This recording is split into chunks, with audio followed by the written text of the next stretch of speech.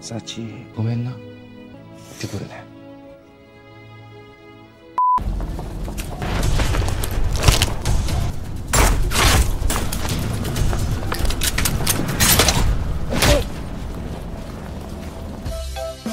Film ini berkisah tentang hidup Toshiro. Dia adalah seorang veteran pasukan elit yang telah menemukan kedamaian dalam kehidupannya yang sederhana. Namun, ketenangannya terganggu ketika keponakannya yang bernama Sachi diculik oleh sebuah organisasi misterius yang di masa lalu pernah memberinya kekuatan luar biasa. Tanpa berpikir dua kali, Toshiro pun memutuskan untuk kembali ke jalur kekerasan demi menyelamatkan Sachi. Seperti apa kisahnya? Mari kita melebur ke ceritanya. Film ini dimulai dengan beberapa anggota prajurit militer yang sedang melakukan misi penyelamatan. Para prajurit itu sedang berusaha menangkap Ghost, yaitu seorang legenda pembunuh bayaran yang terkenal akan kemahirannya dalam pertempuran. Namun, nyatanya ada orang misterius yang berhasil menculik dan membunuh semua prajurit itu.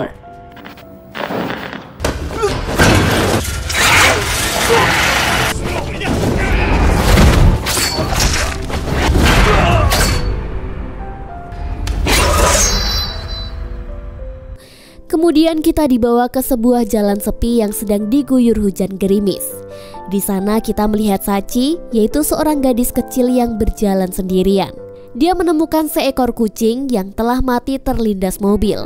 Karena kasihan, Sachi pun membawa kucing itu ke pantai dan melakukan ritual untuk penghormatan kepadanya. Setelah itu, Sachi pergi menemui pamannya yang bernama Toshiro yang saat ini sedang bekerja di minimarket.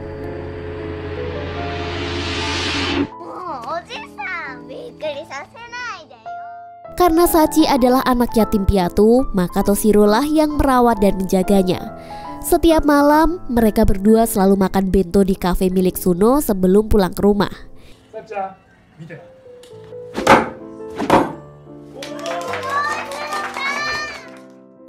Di tengah kegelapan malam yang sunyi, Toshiro terpaku pada ingatan masa lalunya yang gelap. Dia adalah mantan anggota tim elit Ghost yang dikenal karena kemampuan tempurnya yang luar biasa. Untuk menenangkan pikiran buruknya akan Ghost, Toshiro pun rutin mengkonsumsi pil penenang dan seringkali mampir ke toko untuk mengusir rasa bosannya.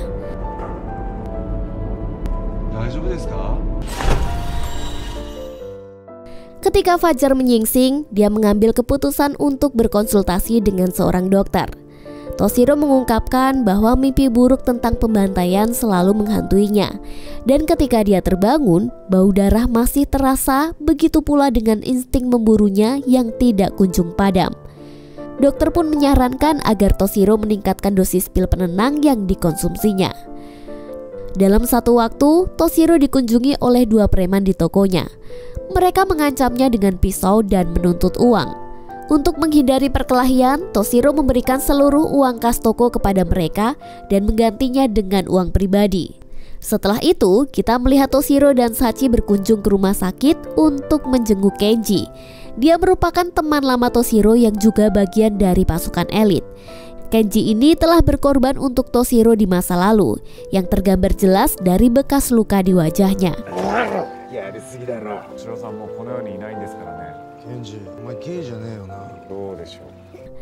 Setelah meninggalkan rumah sakit, insting Toshiro yang tajam membuatnya sadar bahwa ada yang mengintainya. Dia pun mengkhawatirkan keselamatan Sachi. Dia memintanya untuk pulang terlebih dahulu. Segera setelah itu, Toshiro mengejar pengintai misterius itu dan benar saja, seorang wanita tiba-tiba menyerangnya dari belakang. Namun dengan kecepatan dan keterampilan yang dia miliki, Toshiro pun berhasil melumpuhkan si wanita itu.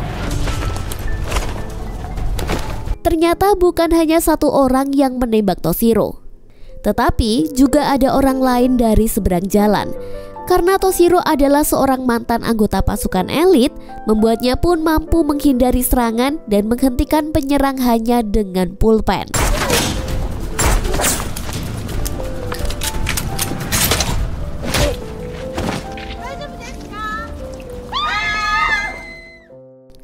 Cerita pun berlanjut, kita akan diperkenalkan kepada dua pria yang tengah merancang rencana untuk menangkap dan membunuh Toshiro.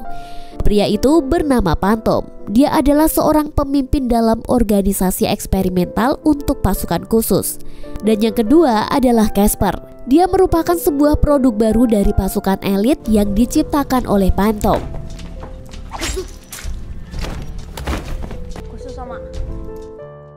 Pada suatu hari saat Toshiro berada dalam perjalanan menuju toko miliknya, dia dihadang oleh sekelompok orang yang berusaha membunuhnya.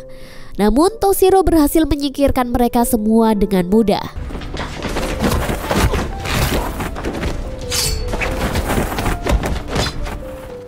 Setibanya di toko, sekali lagi dia disambut oleh sejumlah orang yang berpakaian seperti petugas kesehatan. Lalu terungkaplah bahwa mereka sebenarnya adalah anak buah dari Phantom yang bertujuan untuk membunuhnya. Meskipun begitu, upaya mereka sia-sia karena Toshiro dengan mudah bisa mempertahankan diri dan mengalahkan mereka semua.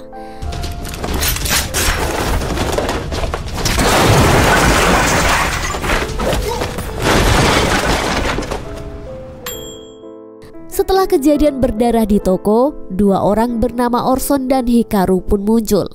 Mereka dikirim oleh Kenji untuk membantu Toshiro. Mengingat keadaan telepon seluler Toshiro yang kehabisan baterai, dia pun memutuskan untuk menghubungi Sachi menggunakan telepon umum. Namun, di saat yang tidak terduga, seorang wanita tiba-tiba datang dengan niat untuk menghabisinya. Namun nasibnya begitu malang bagi sang wanita, karena Toshiro dengan cepat langsung menghabisinya.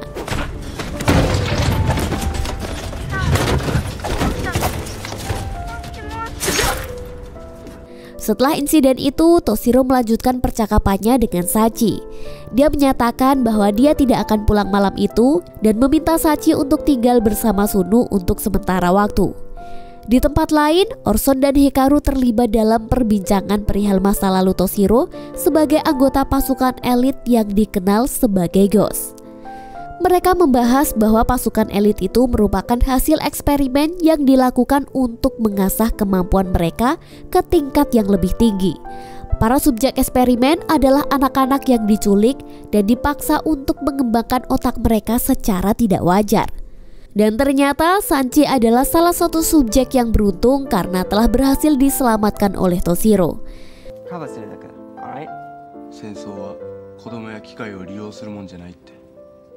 Sementara itu, Phantom bersama dengan Caster tengah menyusun strategi untuk membunuh Toshiro.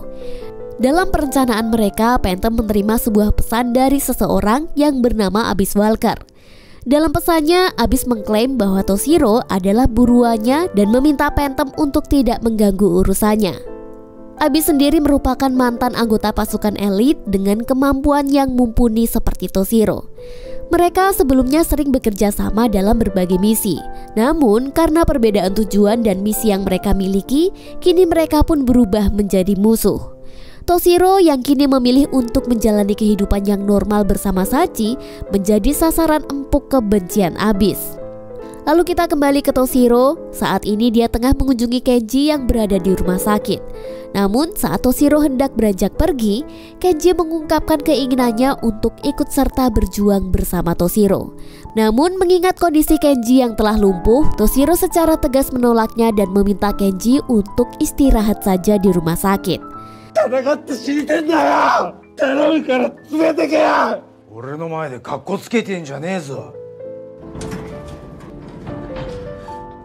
Selanjutnya, Toshiro menemui Orson dan Hikaru untuk mengambil beberapa senjata yang telah mereka siapkan.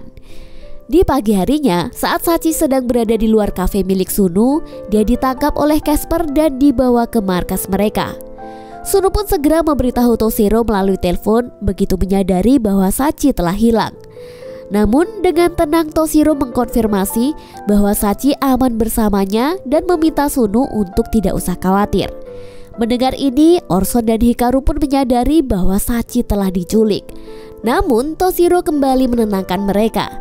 Dia mengatakan bahwa sekarang bisa mengetahui lokasi markas Phantom karena tubuh Sachi telah ditanamkan sebuah pelacak. Keesokan harinya, mereka bertiga segera merancang strategi untuk menyerang markas Phantom yang berada di tengah hutan. Orson dan Hikaru direncanakan akan menyusup dari sisi. Sementara Toshiro akan mengalihkan perhatian pasukan Phantom. Ketika mereka menyadari bahwa pasukan Phantom berjumlah lebih dari 100 orang, rasa percaya diri Orson dan Hikaru pun seketika hilang. Namun Toshiro dengan bijak dan penuh percaya diri menyatakan bahwa kelebihan adrenalin dapat memicu rasa takutnya. Oleh karena itu, mereka tidak boleh membiarkan rasa takut menguasai diri mereka, karena seorang pejuang harus mampu mengalahkan rasa takutnya. Perkataan ini pun berhasil membangkitkan semangat dan kepercayaan diri Orson dan Hikaru.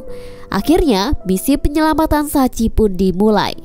Demi menarik perhatian pasukan Phantom, Toshiro melepaskan tembakan ke udara. Strategi ini pun berhasil dan sekelompok pasukan pun muncul menghampirinya. Toshiro dengan cepat dapat mengeliminasi mereka satu persatu.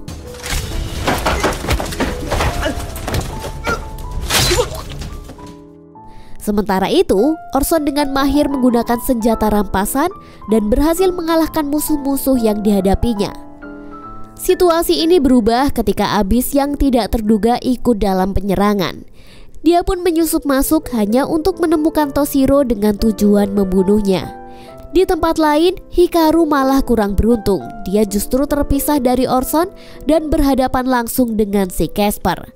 Meskipun terkesan muda dan tidak berpengalaman, ternyata dia memiliki kemampuan yang luar biasa. Dan dengan mudah dia pun dapat menghabisi Hikaru.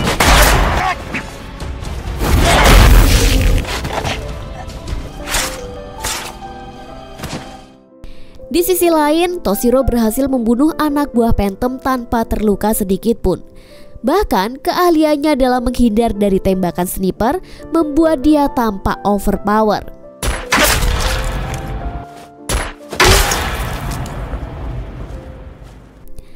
Akhirnya Toshiro menghadapi Casper setelah mengalahkan Hikaru. Karena menyadari Casper bukan lawan yang sepadan dan merasa kalah, dia pun berniat mengakhiri nyawanya dengan bom yang telah dipasang di tubuhnya. Namun nasib tidak berpihak kepada Casper, karena Toshiro berhasil memotong kabel bom sebelum Casper sempat meledakkannya.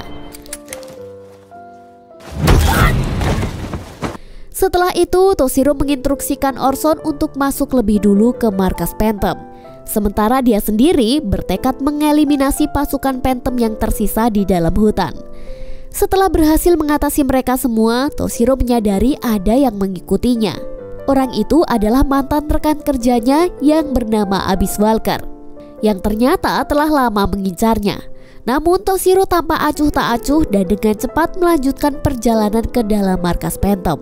Setelah berhasil memusnahkan semua pasukan Phantom, Toshiro pun akhirnya dapat menemukan Sachi. Dia meminta Orson untuk mengantarkan Sachi keluar, sementara dia sendiri bertekad untuk mencari Phantom demi mengakhiri konflik ini. Sachi, gomen na. Tidur deh.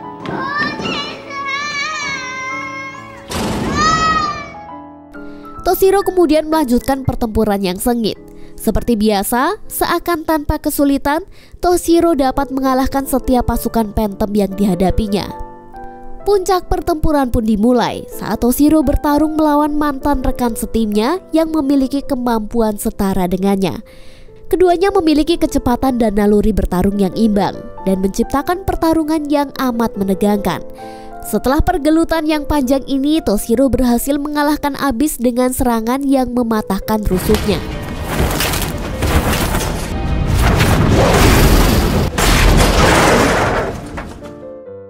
Tanpa menunda, Toshiro pun kemudian menghubungi Sachi untuk memastikan keadaan dan lokasi terakhirnya. Namun, seketika dia dibuat terkejut ketika Phantom muncul di hadapannya. Dia mengungkapkan bahwa semua insiden ini merupakan jebakan untuk mengarahkan Toshiro langsung ke dalam genggamannya. Toshiro dengan berani menerima tantangan itu dan dia pun berhadapan langsung dengan Phantom. Phantom yang menyadari bahwa dia bukan tandingan setara bagi Toshiro, dengan cepat menggunakan kemampuan khasnya untuk mempengaruhi pikiran Toshiro.